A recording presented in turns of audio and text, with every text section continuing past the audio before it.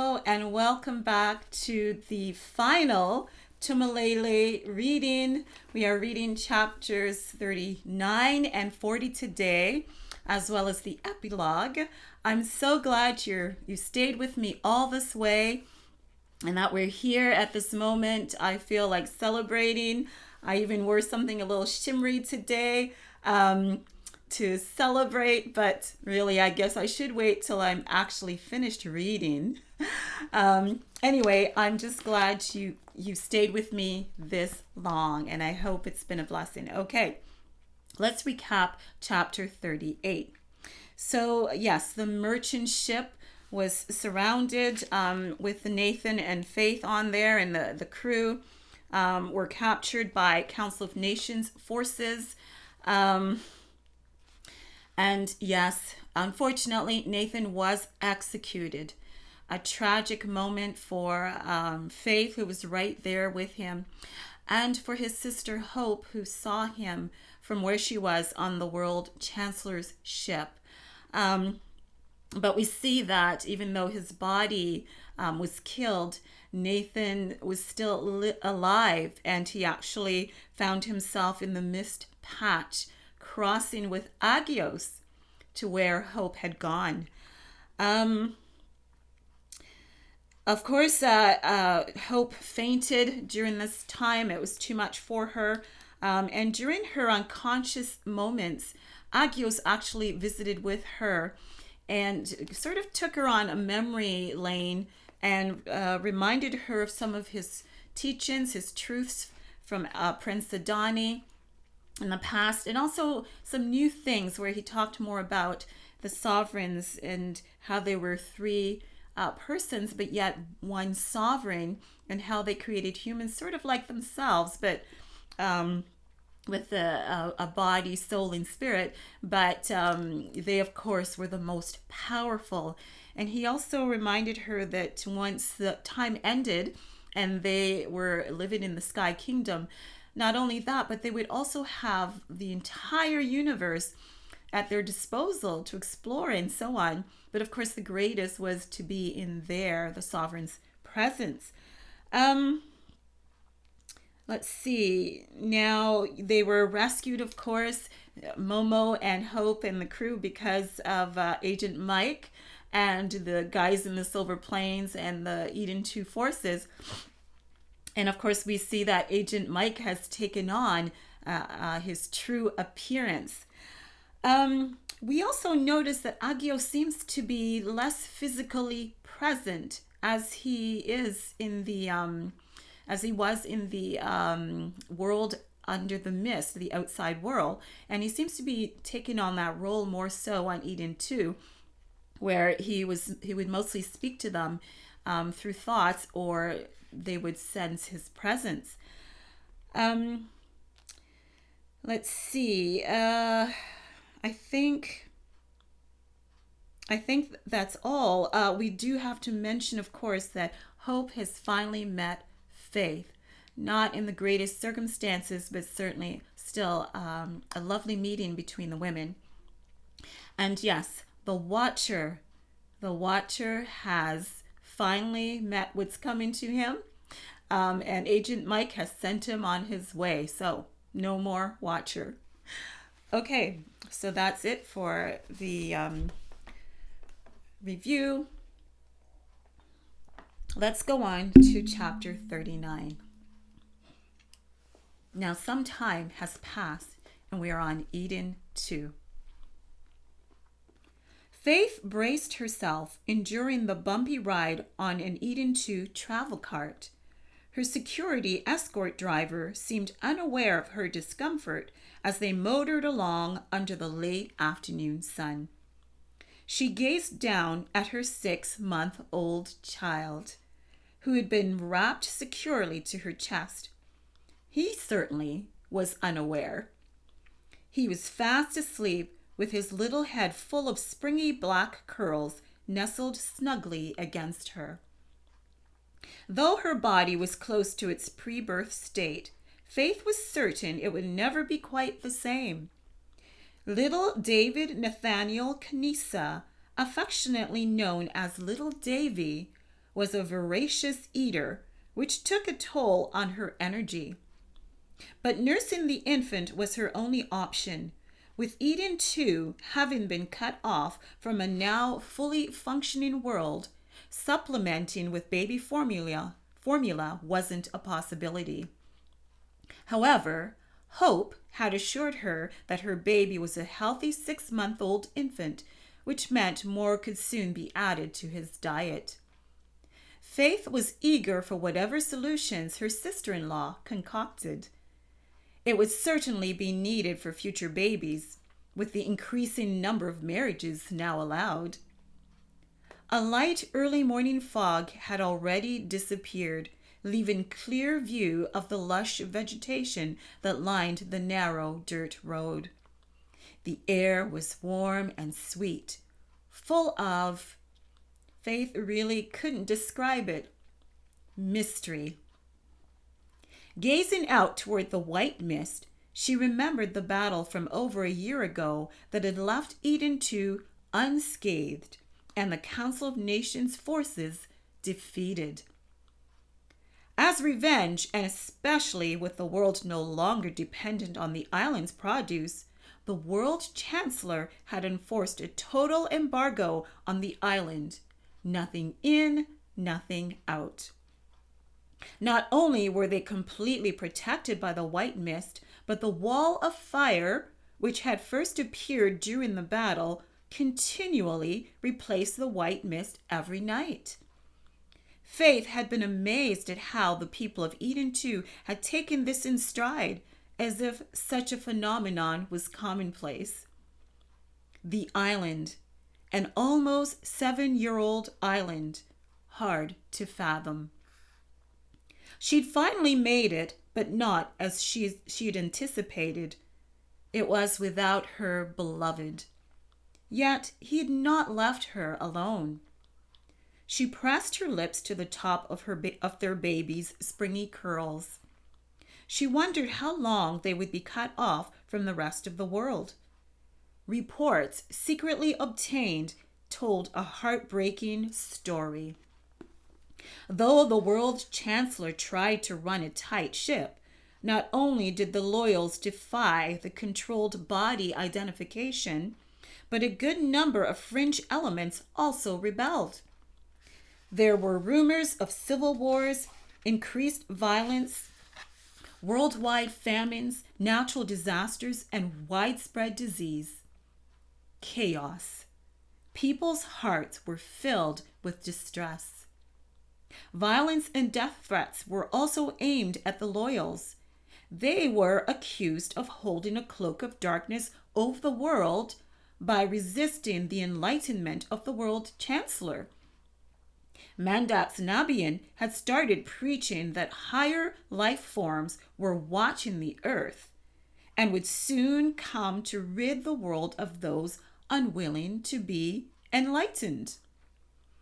Many who'd bought into the one world rule system had fallen into the type of depraved living that Scarlet Babylon very much endorsed.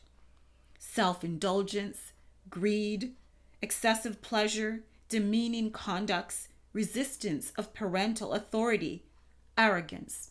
The list went on. But the good news was that Hope's recorded message was still circulating the globe.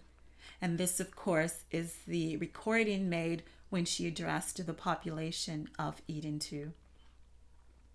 Weekly, it seemed, loyal refugees managed to reach the island, though some perished on the journey there. Nevertheless, their population continued to grow. The cart suddenly stopped. They'd reached their destination. After gingerly stepping down from the cart, Faith thanked the driver. He would join Hope's security patrolling the area, which seemed redundant since their danger was outside Eden 2's perimeter.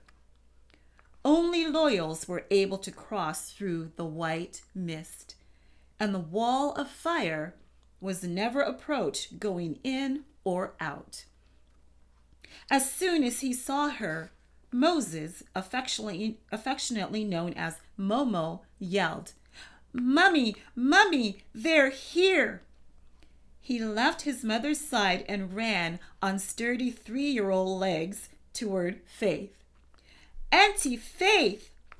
His face was beaming with delight. Faith immediately stooped down, knowing he would want to touch the now awakened baby. Releasing little Davy from his swaddle, Faith allowed Momo to kiss and coddle him. The loose sandy brown curls squashed up against the coils of black hair was a precious sight to behold. Just outside the mist patch, Hope was seated on a stone bench with a large concrete structure. Nathan.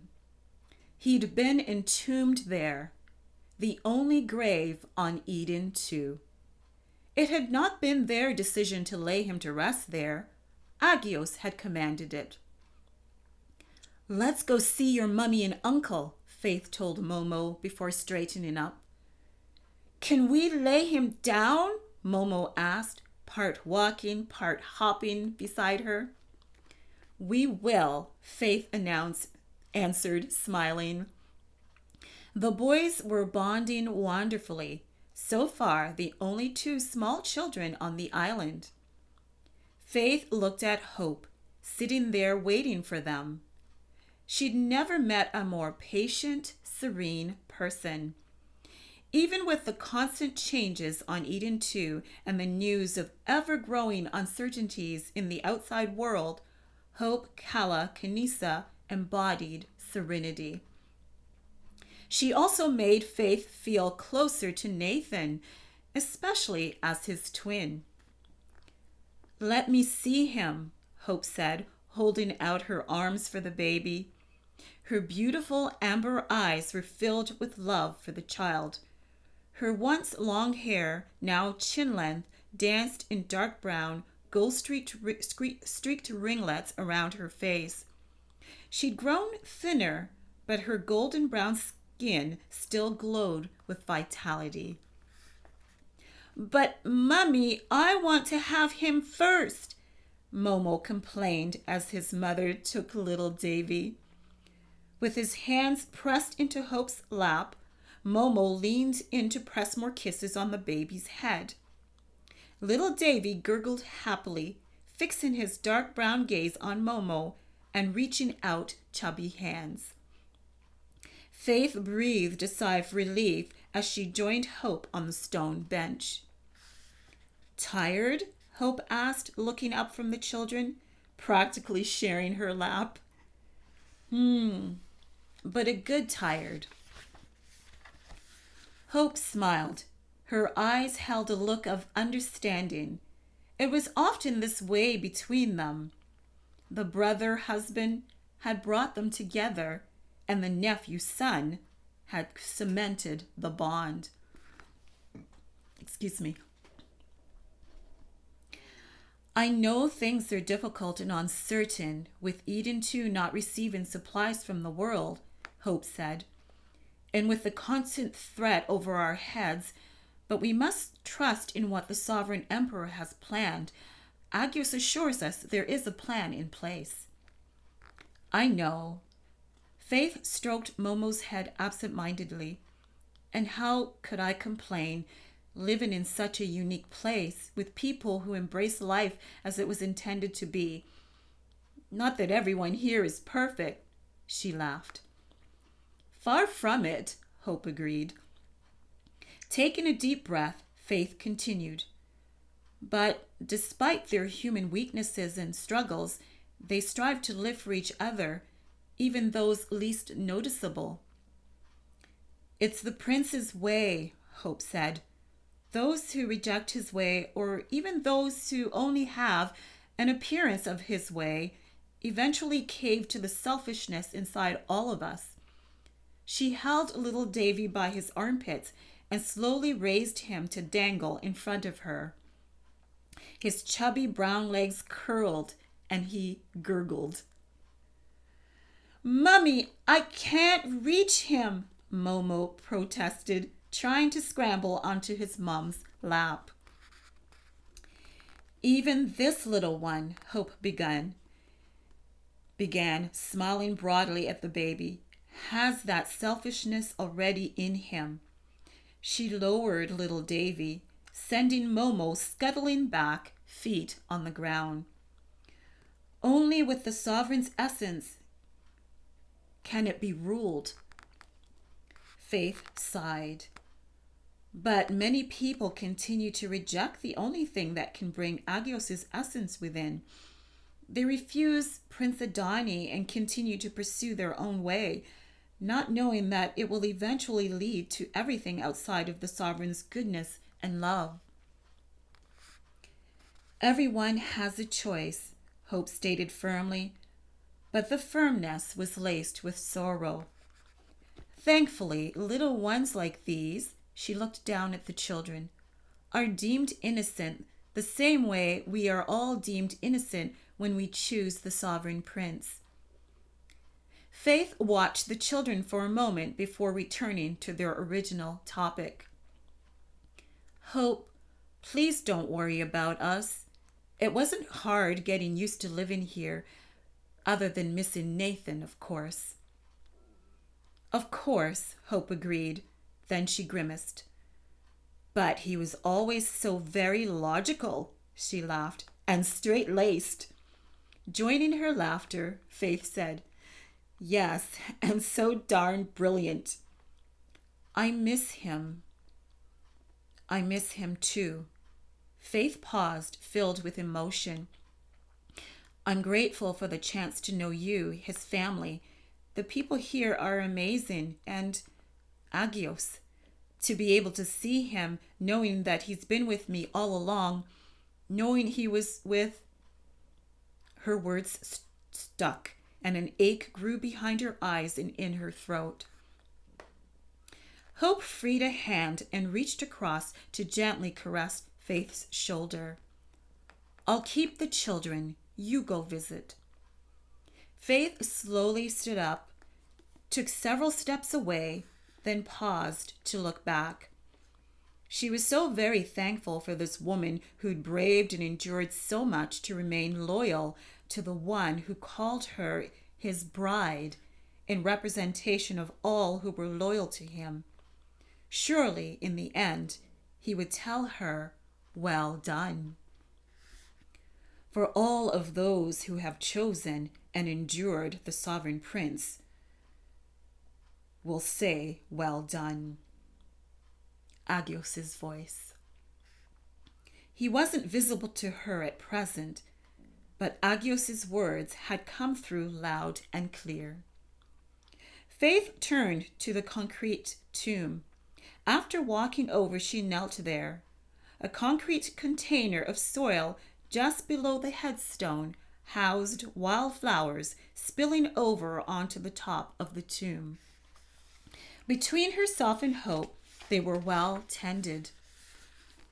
Her fingers traced the letters on the headstone, her husband's name, the dates, and the message that said, I will only rest here for a moment. Soon I will rise. The words helped to assuage her grief. After a time of silent contemplation at Nathan's graveside, Faith's eyes were drawn to the mist patch. Its unexplained voluminous presence on this side of the island never ceased to amaze her. She'd never entered.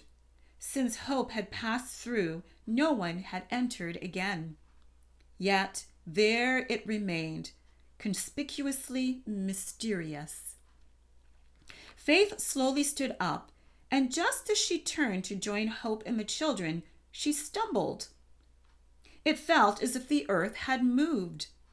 She looked over to Hope, who laid little Davy on the swaddling blanket on the ground beside the overly attentive Momo.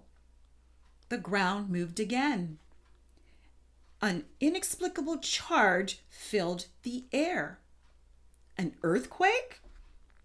Faith looked at Hope again, but Hope's eyes were tightly closed. A brilliant light was emanating from her sister-in-law's chest. Suddenly, the gold lamb pendant lifted from Hope's chest and with the chain still around her neck, Hope, with her head flung back and arms outstretched, was being pulled up into the air, and possibly by the pendant. Faith rushed over to the children. Momo stood staring up at his mother, his eyes round with childlike wonder and mouth agape. Before Faith could gather little Davy, incredible warmth radiated from her chest and up her neck. It stopped her. She looked down. Rays of golden light were beaming out from Nathan's lion pendant. The pendant lifted of its own accord. The chain released from her neck and floated over to the tomb. It hovered there. The charge in the air intensified, and a loud sound echoed like a trumpet. A great crack of explosion shook the earth.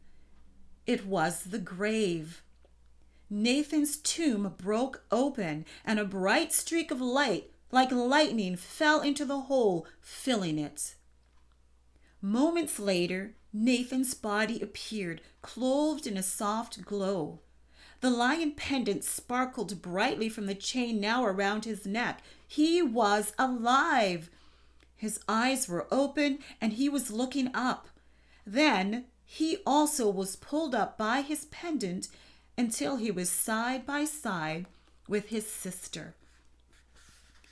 The lion and lamb pendants lifted from their necks, raised above their heads, then merged into a brilliant surge of light radiating out. The lights became like rivers of water swirling around the siblings until they could no longer be seen. Moments later, the swirl of lights disappeared as if pulled by a great vacuum into the mist patch. Quickly gathering little Davy and pulling Momo against her legs, Faith watched in astonishment at the sight before her. The patch swirled and groaned, then began transforming. It became more voluminous, and streams of brilliant white materialized out of the gray, as if turning clothing inside out to reveal the other side. Then Faith saw her. Hope, and yet not hope, or perhaps hope as she'd never been but was meant to be. She was radiantly beautiful. As she rose into the air, the transformed mist patch clung to her, becoming a long, softly flowing white gown with an endless train. And Nathan, also transformed, was there beside her, as if one with her, cloaked in a brilliant white robe that spoke of strength and vitality. It fell in endless folds, becoming one with the endless train.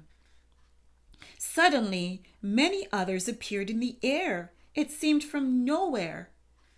At first, like ornaments on the gown, robe, and the endless train, then eventually merging as one with the siblings. Then Faith saw footbridges on the ground, like great extensions from 4 directions: east, west, north, south. She couldn't see their beginning, but they ended just below the long white train. And then a tug on her entire being. An indescribable glorious scent filled her nostrils as marvelous warmth flooded her being. A beyond pleasurable sweetness saturated her mouth. An unfamiliar melody flowed into her, pulsating with joy. She looked and saw babies held in arms and crawling babies, children, youth, and adults of all ages coming in multitudes across the 4 bridges. Instinctively, even before Momo cried, "Let's go, Auntie, it's our turn," Faith knew what to do. She stepped onto the closest bridge with the children.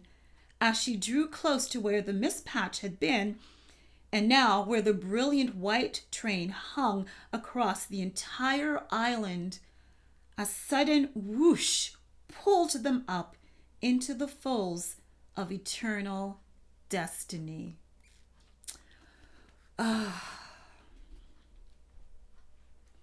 Chapter 40. The wonder, oh, the wonder of it, Hope thought.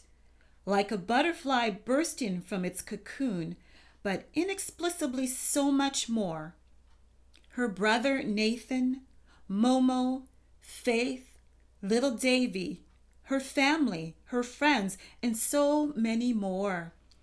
She could sense them all with her as she was drawn up into everlasting peace, boundless joy, and endless love. Then just before she saw him, she heard him say in a voice that echoed across the universe, "My bride comes with me now, but we will return to rule the world and put in order all that needs to be ordered. The wrath of Sovereign Emperor will now fill the earth upon the world spirit and those who follow him in continuous rebellion and accept his mark. Judgment will surely follow. Then I will return to set my kingdom upon the earth and bring peace." Then Hope saw him, Prince Adani, waiting in clouds of eternal light. He beckoned to her. "Come, come, my beloved." And she was drawn across eons of time into everlasting.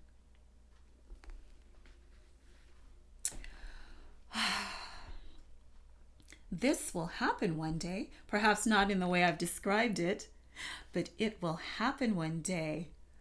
And that is the hope the story gives.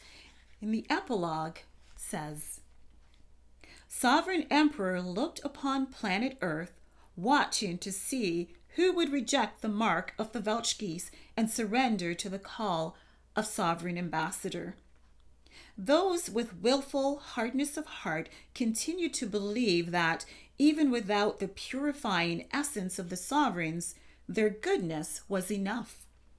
They remained blind to the arrogance and pride that dwelt in such a belief, the same arrogance and pride that ruled Dragon, who was once sublime light and was now rotted depravity. The toxin birthed from darkness continued to contaminate the world as a putrid infection, seeking to corrupt everything good. It had magnified in the absence of the collective bride. Sovereign Ambassador continued to pursue those who would answer the call, separating them from those who would forever remain debased. Yet darkness, left unchecked, would continue its destructive path. It could not be allowed to continue. The wrath of Sovereign Emperor was being unleashed. Sovereign Prince would return to rule the world. Under his rule, Dragon would be imprisoned for a time, and peace would reign. Once Dragon was unleashed again for a short time, the world would once again be tested to choose light or darkness, love or hate, truth or lie. When time ended, everything of darkness and all those who yielded to its deceptive allure would be banished to Malion forever. The earth, the cosmos, would be cleansed and made new. The Sky Kingdom would descend with its magnificent beauty comparable to the bride. And Sovereign Prince Adani would become Sovereign King. King of all kings, ruler of all rulers. He and his bride would inherit Sovereign Emperor Agape's provision of eternal reign. The Father looked upon his Son. The Son looked upon the bride. Then he spoke his Father's will. it was time. A mighty wind tore through the heavens at the return of Sovereign Ambassador Agios, the Spirit. The beginning of the end. Thank you so much for having joined me through these readings. I hope they have spoken to you, that we have hope in a world that is sometimes crazy, filled with despair, and it's just hard sometimes. We know there is one who actually loves and cares for us and had a purpose in each and every one of us being here. And one day he will come in person, not just speak into our hearts by his Spirit, through our thoughts, through others, but he himself will come in person. And though he's expecting us to choose him before then, so we can actually be with him forever. Take heart. This is not the only place where we will be. This is not forever. There is a forever. And I hope to see you one day there. Enjoyed reading with you. My name is Jennies Edwards. You can follow me on Instagram or Facebook under my name, Jennies M. Edwards. I would love to see you there, to meet you there. Take care, everyone. And it was a pleasure and a joy. Goodbye.